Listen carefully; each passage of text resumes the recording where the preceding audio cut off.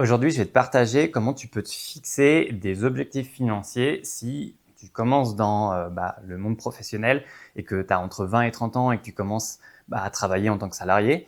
Et souvent, ce qui se passe, et moi je l'ai bien vu, aujourd'hui j'ai 31 ans, mais quand j'ai commencé à travailler à l'âge de 19 ans, j'ai vu beaucoup de personnes de mon âge à ce moment-là qui travaillaient sans vraiment avoir de raison particulière de travailler. En fait, elles allaient travailler parce que il fallait travailler, entre guillemets.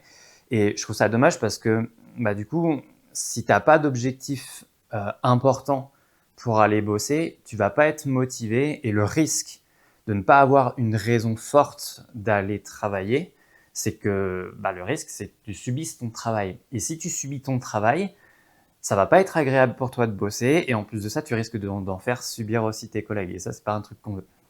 Et du coup, moi, ce que j'ai envie de te partager, c'est comment tu peux te fixer un objectif financier important en lien avec des projets perso.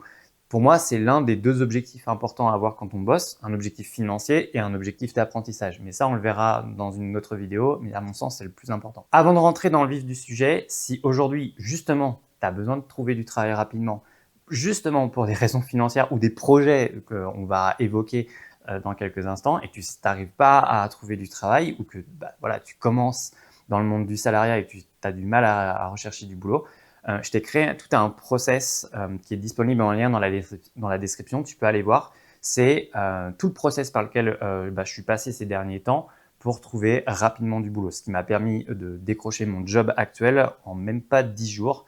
Donc tu vois à quel point, quand on est bien organisé, c'est super efficace. Je pense qu'on a tous des raisons particulières de bosser et que je pense qu'on travaille tous d'une certaine manière pour l'argent et c'est ok. Et en fait, on a le droit de travailler pour l'argent, c'est pas un problème. Mais la réalité, je pense que on travaille pas vraiment pour l'argent en tant que tel. On travaille pour ce que l'argent nous permet d'avoir. Et souvent, la plupart des gens, ils vont travailler pour plein de raisons différentes. Moi, par exemple, quand j'ai commencé à bosser en tant qu'ouvrier agricole dans des champs de tabac quand j'avais 19 ans, c'était l'année où j'ai eu mon bac et j'ai touché ma première paye et j'étais super content. J'ai touché à peu près 500 € et j'étais trop content. Et j'ai mis tout cet argent dans un PC portable pour aller à l'université. Et à ce moment-là, c'était 2014, c'était l'été 2014, et j'ai mis tout mon argent là-dedans pour pouvoir travailler à l'université. Alors bon, ça a été un mauvais achat parce que c'était les débuts des PC portables, tablettes de chez Asus, et c'était une grosse merde. C'était pas du tout solide, et en plus ça tournait sous Windows 8, donc c'était une catastrophe. Le machin, il a duré 3 mois même pas, et après je pouvais plus m'en servir. Bon, ça c'est autre chose. Mais voilà, ça peut être une raison de travailler, de se fixer un objectif financier quand tu bosses, que ça soit dans des petits boulots à droite à gauche, en saisonnier, en intérim, en petit CDD. Je pense que c'est toujours bien d'avoir un petit objectif financier, même de 500 € ou d'un peu plus. Et après, la question c'est, tiens, qu'est-ce que tu as envie de te payer en fait? Qu'est-ce que tu as envie de t'acheter ou qu'est-ce que tu as envie de te payer? Qu'est-ce que tu as envie de vivre comme expérience et de combien d'argent tu as besoin exactement? Par exemple, en 2017, quand j'ai commencé fortement à m'intéresser à l'hypnose ericksonienne et que j'étais en fac de psycho et qu'en plus de ça, je fréquentais quelqu'un qui était formé là-dedans, il m'a orienté vers une école et j'ai commencé à regarder sur le site de l'Arche et j'ai vu le technicien 1, il y en avait à peu près pour 1000 € la semaine. Après, j'ai regardé un petit peu combien il me fallait pour être en auberge de jeunesse sur Nice pendant une semaine, en auberge de jeunesse. Et du coup, après, j'ai aussi regardé combien ça allait me coûter en termes de billets Flixbus pour faire Grenoble-Nice. Et j'ai estimé ça à peu près 1500 €. Et du coup, quand j'allais travailler chez Deliveroo à ce moment-là, parce que c'est la période où j'ai commencé à bosser chez Deliveroo en 2017, quand j'allais travailler en vélo, sur la route, j'y pensais mentalement. Et du coup, ça me motivait. Et du coup, quand tu as un objectif financier comme ça, même un petit truc, ça va te tirer en avant et ça va te donner une raison d'aller bosser. Même si pour moi, la raison la plus puissante, ce sera un objectif d'apprentissage, ça on le verra dans une autre vidéo. Mais je pense que c'est important d'avoir un objectif financier, même un petit, un truc qui te porte et qui te donne envie d'avancer. Par exemple, l'été d'après, en 2017, moi j'adore les jeux vidéo et à ce moment-là, Battlefield 1 venait de sortir et moi je bavais devant les vidéos sur YouTube, tu vois, de Battlefield 1 et j'avais jamais eu de PC gamer et du coup je me suis dit, bon allez, cette fois on va faire un truc et tout, j'ai envie de m'en payer un. J'ai commencé et du coup j'ai monté un petit projet. J'ai commencé à regarder sur matériel.net, j'ai regardé ce qu'il me fallait comme composants, J'ai pris un Ryzen 5, j'ai pris une GTX 1060. Bon, maintenant, elle se fait un petit peu vieille. La pauvre, elle est un peu en souffrance. Mais voilà, j'ai commencé à monter un petit projet. Et après, j'ai estimé. Je me suis dit, bon, allez, bon, il y en a à peu près pour 1 100 euros. Et du coup, je me suis fixé ça en tête comme objectif quand j'ai rebossé un petit peu chez Deliveroo et quand j'ai retravaillé aussi au mois d'août en tant que saisonnier dans les champs de tabac. Et du coup, forcément, bah vraiment, je bossais dans les champs en plein cagnard et j'y pensais mentalement. Je me disais, voilà pourquoi je bosse, pour me payer ça. C'est un peu le bâton avec la carotte en quelque sorte. Et c'est pas mal, mais c'est bien d'avoir ce genre de motivation. Et ça peut être plein de trucs. Il y en a qui vont vouloir travailler pour se payer le permis de conduire. Si tu es jeune et que tu l'as pas, ça peut être une motivation. Il y en a, ils vont travailler pour se payer une voiture. Tu vois, par exemple, récemment, sur mon poste, en tant que réceptionniste, j'ai une collègue, elle a bossé pour pouvoir se payer un voyage à l'étranger. Ça peut être, ça peut être un objectif, ça peut être une motivation. Je pense que le truc, c'est, la question à te poser, c'est, OK, c'est quoi ton projet? Et en termes, c'est quoi ton projet d'achat ou ton projet de, je sais pas, de formation ou un projet de voyage ou c'est quoi tes petits projets? De combien tu as besoin en argent? Précisément, pas en mode oui, j'ai à peu près besoin de ça. Non, non, il faut vraiment être précis. Et du coup, ça crée un objectif SMART. Et ça, je pense que c'est un truc qui est super important à avoir. Il y a un bouquin qui en parle super bien, Tim Ferriss, dans La semaine de 4 heures, il parle des chronorêves ou comment décomposer en fin de compte un projet financier en petites étapes, ce qui fait que quand tu le décomposes, ça le rend tout de suite mentalement beaucoup plus facile d'accès. Et je pense que ça, c'est un truc qui est vraiment bien à avoir. Il y a des gens, et il y a des jeunes aussi, bah, et moi j'en connais, bah, ils ont travaillé en saisonnier ou ils ont bossé en petit contrat de CDD à droite à gauche parce que bah, ils voulaient se payer un tatouage, par exemple.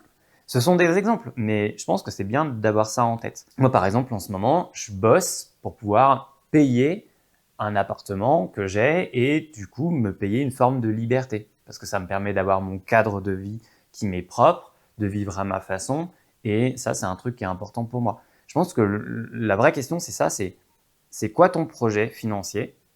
C'est quoi tes projets perso? Comment tu peux les financer? Et par quel travail tu peux, quel travail tu peux choper pour pouvoir financer ces objectifs-là? En 2017, quand j'ai voulu me former en hypnose, j'avais pas encore de travail. Mais je me suis dit, OK, c'est ça que je veux faire. Maintenant, il faut trouver un travail. En fait, c'est tu fixes ton objectif et ensuite tu trouves le moyen de le trouver. Pas dans le sens inverse. Et du coup, je pense que c'est un bon truc à avoir. Si aujourd'hui, t'as pas d'objectif financier important, c'est quand même bien d'en avoir. Par exemple, en 2022, quand j'ai bossé chez Lidl pendant 11 mois, tout de suite d'entrée de jeu, j'ai dit à ma manager, moi, je suis là pour ça. Je suis là pour me payer une formation en web marketing. Alors, j'en ai eu pour 3 000 euros. Bon, c'était un mauvais placement et un mauvais achat, mais bon, ça, c'est une autre histoire. J'ai appris de mes erreurs. Et du coup, bah, j'ai bossé pendant 11 mois. Et après, je me suis barré. Et ça peut être des façons de faire. Ou je me suis aussi payé ma première guitare. En gros, le truc, c'est ça, c'est pose-toi, tu fais un truc, vraiment tout simple. Si tu n'as pas d'objectif financier, fais-le. C'est tu te poses avec un papier et un stylo, vraiment un bête, hein. Tu mets 20 minutes sur ton téléphone, tu mets une minuterie de 20 minutes, et pendant 20 minutes, tu te focalises et tu réfléchis, tu te dis, bon, pour quelle raison j'ai envie de travailler? C'est quoi mon objectif un petit peu là financier? Qu'est-ce qui me motive? C'est quoi le truc que j'ai envie de m'acheter ou c'est quoi le truc que j'ai envie de me payer ou quelle expérience j'ai envie de vivre? Fin 2022, après mon contrat chez Lidl, j'ai démissionné parce que j'étais en CDI et en plus je suis parti pile au bon moment parce que j'ai bien calculé mon coût. Je suis parti au novembre, pile là où le 13e mois il tombait et en plus c'était au prorata. Donc je suis parti avec un petit chèque bien sympa et du coup j'ai acheté un vélo de voyage et j'ai racheté aussi un autre PC portable. Et après, il me restait à quasiment 3 000 à 4 000 euros pour effectuer mon voyage en vélo pendant 2 mois et demi, 3 mois en 2023.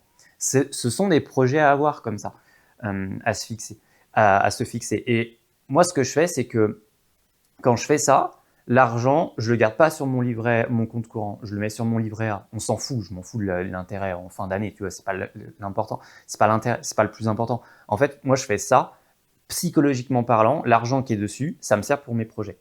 Et c'est une trésorerie. Et je peux pas y toucher, entre guillemets, même si évidemment que je peux puiser dedans, mais psychologiquement, je vais me mettre une barrière qui va me dire non, non, ça, je n'y touche pas. Ce qui fait que j'arrive à accumuler et à stocker pour pouvoir financer des projets. Pose-toi pendant 20 minutes et réfléchis. Moi, tu vois, j'utilise des carnets de la marque Auberture. J'aime bien le style un peu vintage. J'aime bien ça. Et tu te poses ça pendant 20 minutes et tu réfléchis et tout. Et tu te dis, bon, ok, c'est quoi mes objectifs financiers? Moi, j'ai pas envie. Enfin, moi, ce que je veux, c'est te partager à travers les vidéos mon ressenti, comment j'ai fait pour gérer certains projets perso et pro à un moment donné, pour pouvoir avancer de façon entre guillemets efficace, de mon point de vue, et pour pouvoir entre guillemets financer des projets ou des achats que j'avais envie de faire et qui comptaient beaucoup pour moi.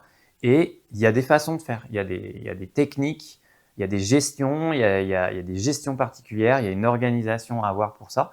Et je pense que c'est important de le faire.